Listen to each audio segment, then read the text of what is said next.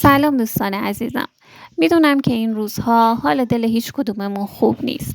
اما با توجه به شرایط الان یه غذای کم هزینه و خوشمزه براتون آوردم که مطمئنم اگه یه بار امتحانش کنید مثل خود من پای ثابت سفره هاتون میشه. احتیاج داریم به یک عدد پیاز درشت که اون رو به صورت خلالی خرد میکنیم. تا جایی که میتونید سعی کنید خلال ها رو نازک خرد کنید. یک عدد هم پیاز ریز داریم که فقط از وسط نصفش میکنیم.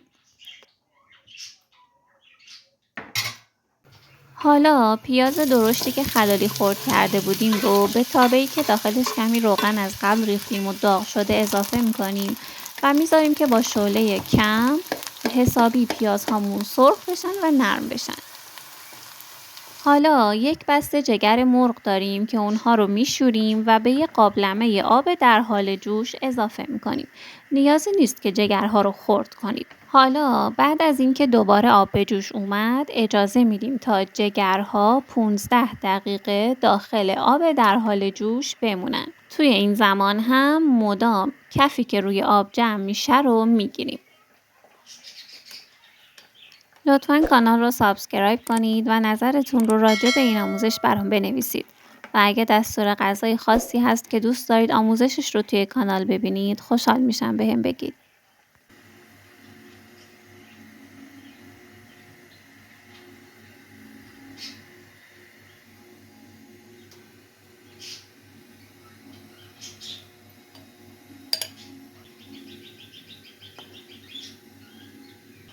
بعد از 15 دقیقه جگرها رو آبکش میکنیم و دوباره قابلمه آب رو میذاریم روی گاز تا به جوش بیاد. بعد از اینکه به جوش اومد جگرها رو دوباره به آبی که به جوش اومده اضافه میکنیم. فقط این بار به جگرها اون پیاز کوچیکی که از وسط نصف کرده بودیم رو به همراه یک حب سیر و ادویه ها اضافه میکنیم. ادویه هامون شامل مقداری نمک و زردچوبه هست.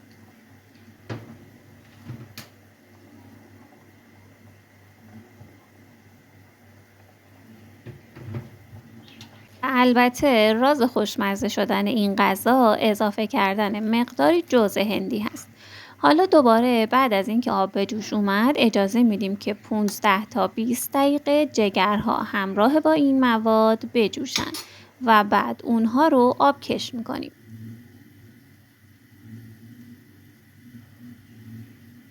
توی این فاصله حواسمون هم به پیازها بود که نسوزن.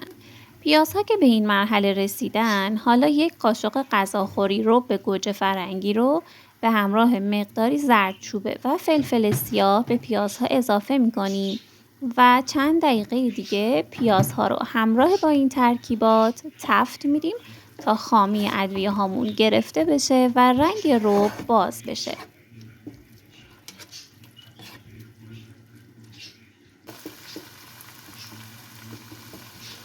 ترکیبمون در نهایت به این شکل میشه. حالا شعله گاز رو خاموش میکنیم و میریم سراغ جگرهامون که بعد از مرحله دوم آب پز شدن اونها رو آب کش کردیم. حالا جگرهامون رو به قطعات دلخواه خرد میکنیم.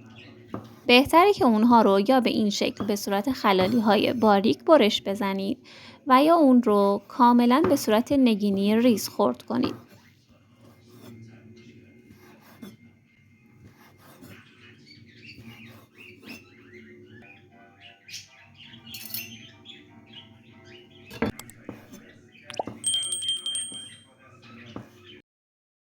حالا جگرهای خرد شده رو به سسی که درست کردیم اضافه میکنیم و حسابی با هم ترکیبشون میکنیم تا در نهایت یک ترکیب کاملا یک دست داشته باشیم.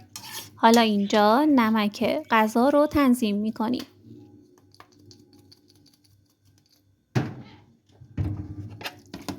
این روش پخت جگر بهترین روش پخت محسوب میشه که در اکثر ساندویچ فروشی ها هم از همین روش برای پختش استفاده میکنن. فقط ممکنه قطعات جگر رو کوچیک‌تر خرد کنن. برای سرو کردن و ساندویچ کردن خوراک جگر هم ساده ترین ترکیبی که میتونید استفاده کنید که غذا رو خوشمزه تر کنه استفاده از پیاز خلالی خرد شده که آغشته به سماق یا جعفری خرد شده هست به همراه کمی مرغ پخته ریش ریش شده که زمان پخت با انواع ادویه ها مزه‌دار شده استفاده کنید. جدای از اونها هم میتونید از گوجه فرنگی، کلم و خیارشور هم استفاده کنید. در نهایت به این شکل محکم ساندویچمون رو رول میکنیم و میتونید از وسط هم برشش بزنید. این ساندویچ خیلی خوشمزه است و همینطور که گفتم توی خونه ما پای ثابت سفرمونه. امیدوارم که این آموزش رو دوست داشته باشید. به امید روزهای بهتر. خدا نگهدار.